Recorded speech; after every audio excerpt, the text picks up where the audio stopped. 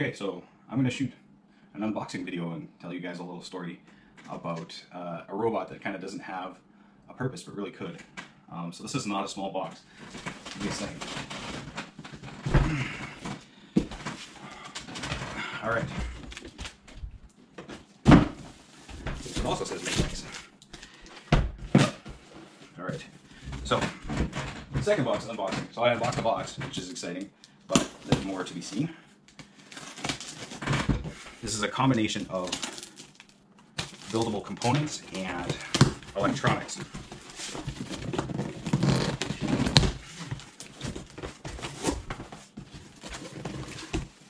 There we go. Let's go this way. Huh.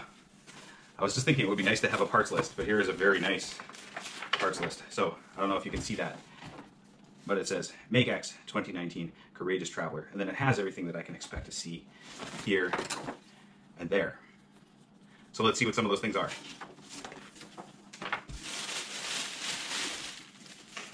Oh boy.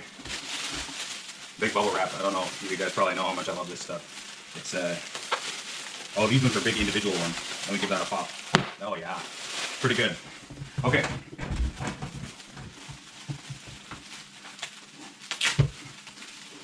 So this definitely looks like electronics.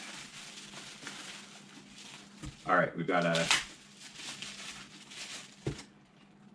AC dual power kit. I think that's for charging the battery. And it says never use charger unsupervised. And then it comes with some cables for connecting various different, there's several batteries in the kit. So, oh, that's fun. That's not a, I might have to get a converter for that plug. All right. Oh, we'll leave these things out. Let's get everything organized. We'll put things that are in boxes together. So there is a battery charger.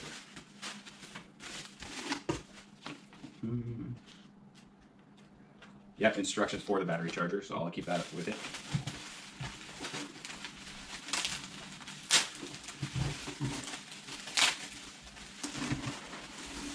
So this is a bag of different linkages.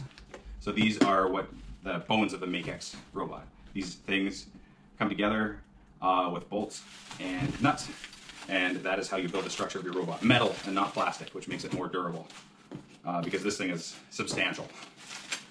So we'll keep those all together. I'll keep those in their box, in their bag. Some more of the same. These are all the structural pieces. So you can see the size of these. From the size of these are not for what we usually use in a classroom, which is the MBot, which is a little robot that really does quite a bit on its own.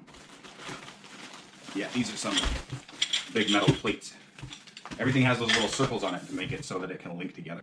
All right, so just to show you what a single panel looks like, because these things are just beautifully made. So that's a rigid metal, but it's got all these holes, and every hole is a place for a component to work its way through, or a bolt to connect this to a different piece. And so everything is planned out with all these intricate parts and cut just to size. So pretty impressive structurally. Let me see if I'm just going to grab all the things that are that. Oh, this one is, I'll come back to that. Here are more long holes.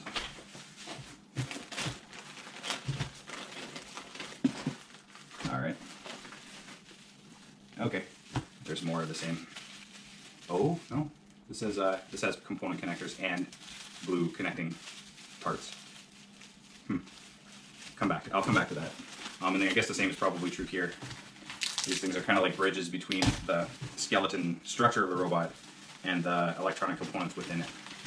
Oops. So there we go. Little face plates connecting hardware.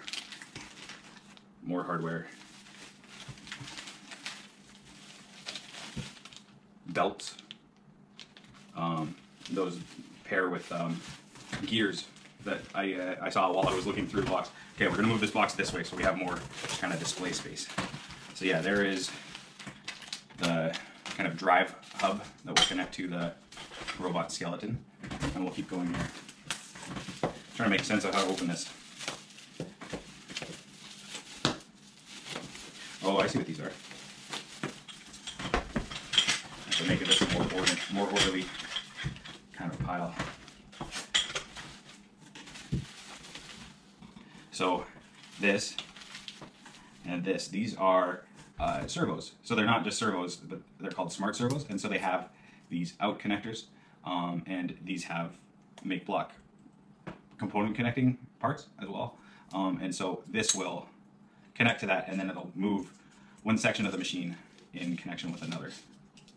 So that's pretty slick. And then this part will connect it rigidly to the other section. So this would be for something like a gripper. A servo is able to do exactly the motion you want. And so those are some pretty well-built, large servos. All right. Oh, I probably should keep these together. That's our hubs for the servo connector system. These look like snaps. Oh, this is a track. So if you want to make a track robot, which is interesting to me. Maybe the track is for something else, because I'll show you the wheels in a second, but the track would be like option B, I think.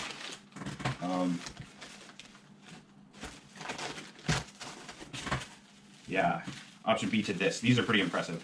These are what give this robot really unique motion. So this is what's called a mechanism wheel, and there's 4 of them in here. So these should be at the base of the robot, and then there's some connecting hardware for them as well. But I'll show you what one of these is like.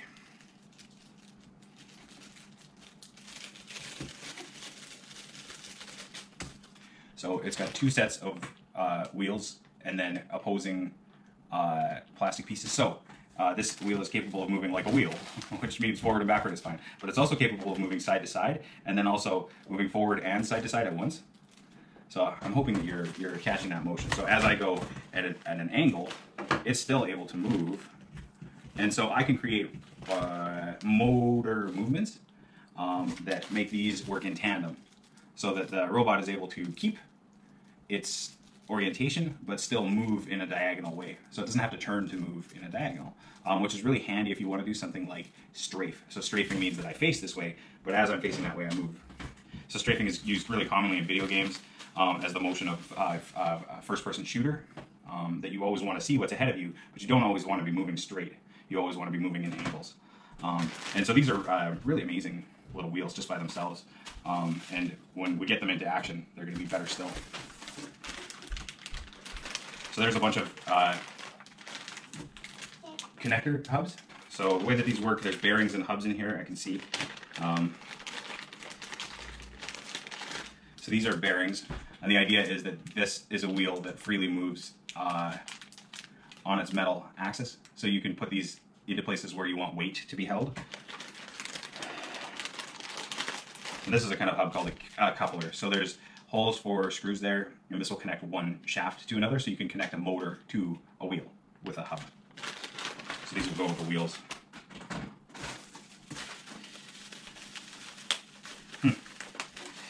This is, I recognize these, being an owner of an MBot robot. These are wheels that are also gears. So you can take a motor, connect it to this, and you can connect it at the center or off center from these holes. And then you can make it drive a belt like these,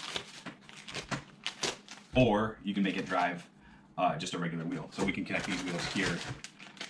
Maybe these go to that, but there's a lot of different choices because there's quite a few of these multi-use gears in different sizes in this bag.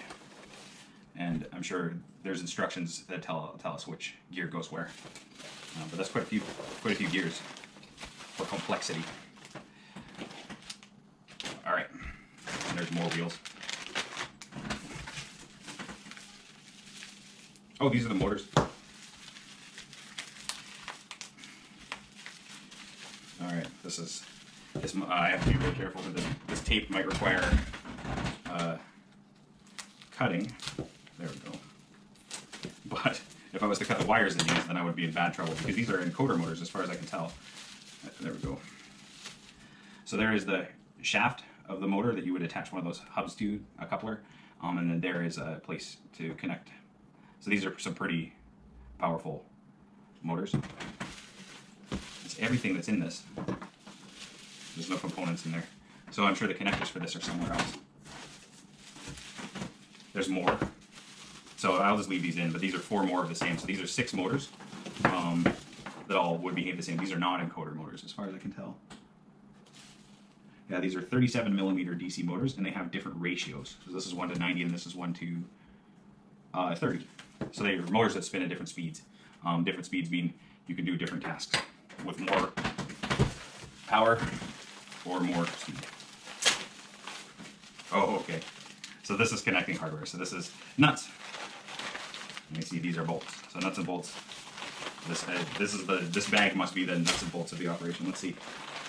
Yeah, it is all nuts and bolts. And there's these little bolt covers too. So there we go. Just a little hardware bag. But if you compare this hardware bag to, let's say, like an IKEA piece of furniture, an IKEA piece of furniture might have 100 pieces of hardware, but this looks like there's probably 1,000 in here. So 1,000 pieces of hardware is a lot of work, which is why I need a team.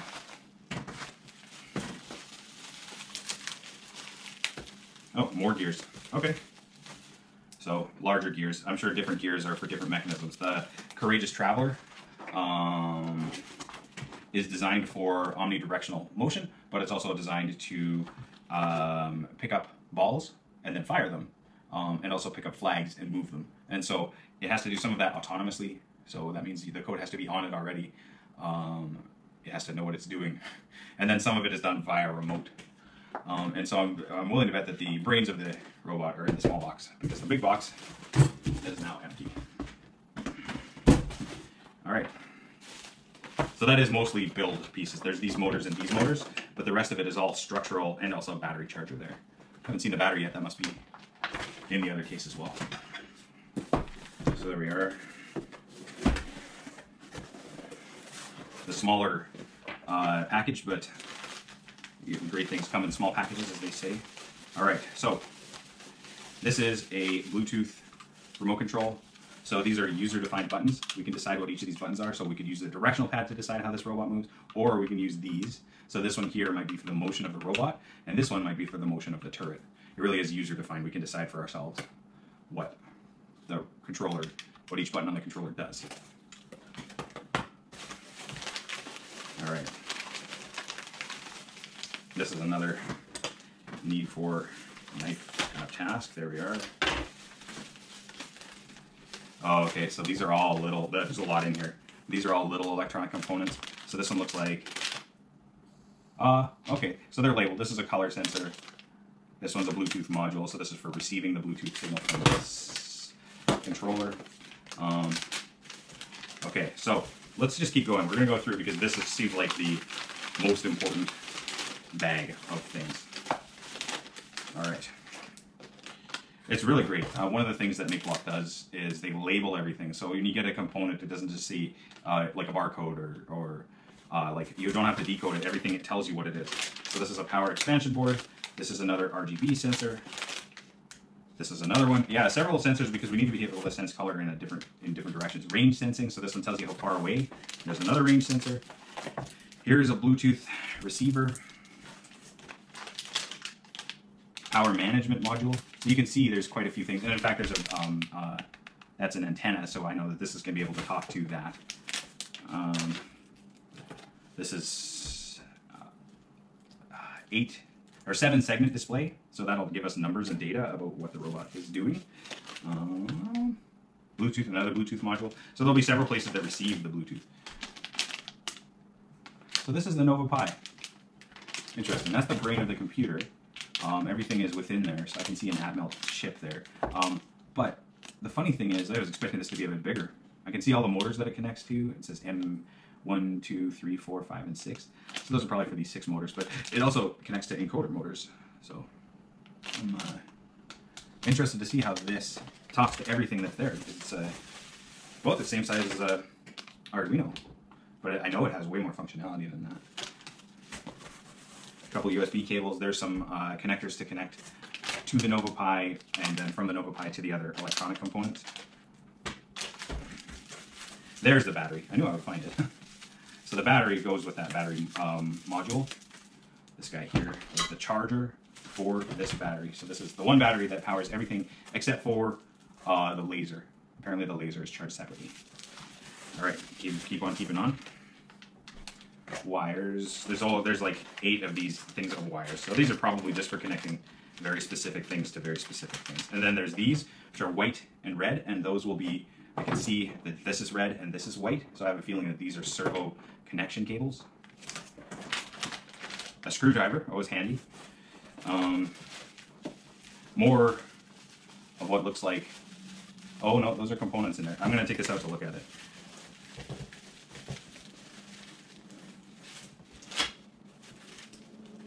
Carefully.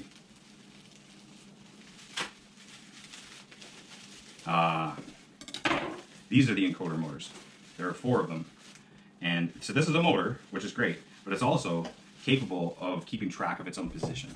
So it's like a servo motor, except that it's used for robot driving. So these are what you need, 4 of them, to drive 4 Omni wheels. If you have encoder motors, your robot will always know where it is in space relative to the position of its motors. So these are the base. This and this are the power base of the robot. And encoder motors are very popular in robotics. All right. And then there's just a couple of like laser cut hubs. So somewhere there's going to be instructions that help me and whatever team I have to build this robot. This is an educational opportunity, I think, for someone that wants to take it on. This is an amazing chance to take something very impressive and travel and represent Canada. And if we can get that going, I know that people will gain so much from the process. I mean, this is just right now a pile of bones and power and motors and components. But when it all comes together, it's going to be really something amazing, and that's something I'm excited to see. That's my unboxing video, and thanks to MakeBlock and MakeX for taking the chance on a Canadian team. And I'm sorry we didn't make it to China, but I know that we can still make this happen. All right, thanks a lot, you guys.